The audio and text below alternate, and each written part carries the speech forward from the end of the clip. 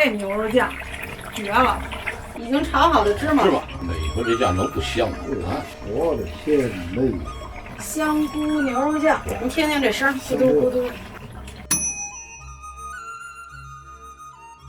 咱们选的这是啊，带点肥肉的，这是牛腩这块儿，牛肉必须得多。猪肉你要是用五花肉，生炒、生煸就可以，牛肉不行，因为要是生煸的话，它出来以后吃不动，不香。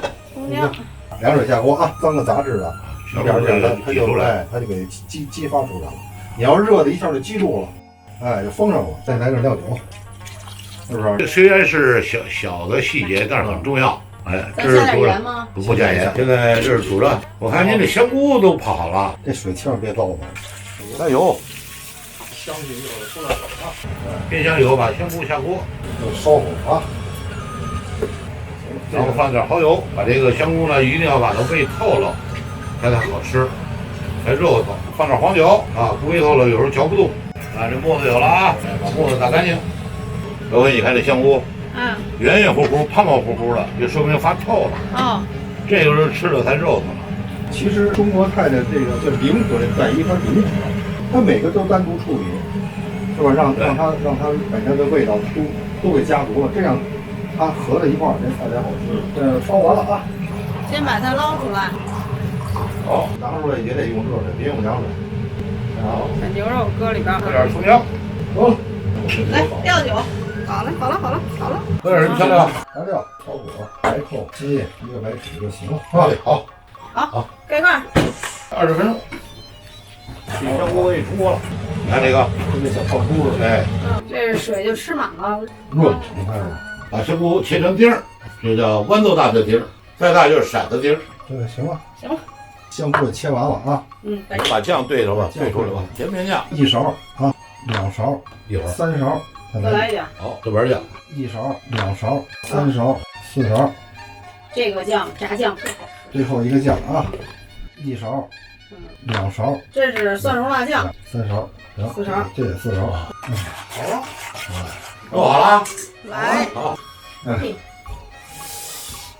切成丁儿，好了，好，行，开炒了吧，大爷。好，哎，花生油，好，搁点香油，让这味儿一块儿出来。好，先买辣酱，蒜蓉辣酱放进去。这香味出来啊！再来点葱姜。这点要说一下啊，因为我们这肉呢是煮熟了的，就没必要提前下锅去煸炒。对，如果是要生肉的话，就先煸肉，香菇。香菇粒，下去炒一下。香菇呢也是要提前入味儿的，甜面酱甜面酱和豆瓣酱，啊，黄酒，哎，把这盆儿涮涮，哎，搁里边去啊，再给我咱手烧的。鲜肉，来，哎，把肉放进去，这酱可精彩了，满满的牛肉粒。来，把这香菇水下锅，好吃，原有香菇的香味儿。好了，加点老抽，因为它老抽加出来是红亮的，有的老抽加出来是黑的，所以咱们一般做菜不是比较常用这种红糖老抽。起锅子呢，对，您俩去歇着去吧，我来看着这锅。对，先慢慢的把这水锅子干了就行了。一直这锅里头冒着气泡，咱们得把这个酱熬得稍微干一点，把里边水分尽量让它熬出去，这样能够保存的时间长一点。啊，师傅，咱这酱快好了，再加点糖哈，15克。行了，好，这酱马上就好了。咱们现在已经炒好的芝麻，然后撒在里边，熟芝麻啊！你说这酱能不香吗？啊，我的天嘞！怎么样？好，香菇牛肉酱，你听听这声，咕嘟咕嘟。行了，不能再炸了，好，熟了，好了，好嘞，关火。大爷，你看咱们这儿有中午的馒头，好，我给您来一个啊。哎，一天了都没吃了，没吃饭了。哎，怎么样？我觉得比面条好吃。给我师傅来一个。这牛肉也不给，还挺香。这牛肉酱绝了，咱们今儿这酱也好，这个配别也好，然后这个师傅这前期这个牛肉的处理也好，完美。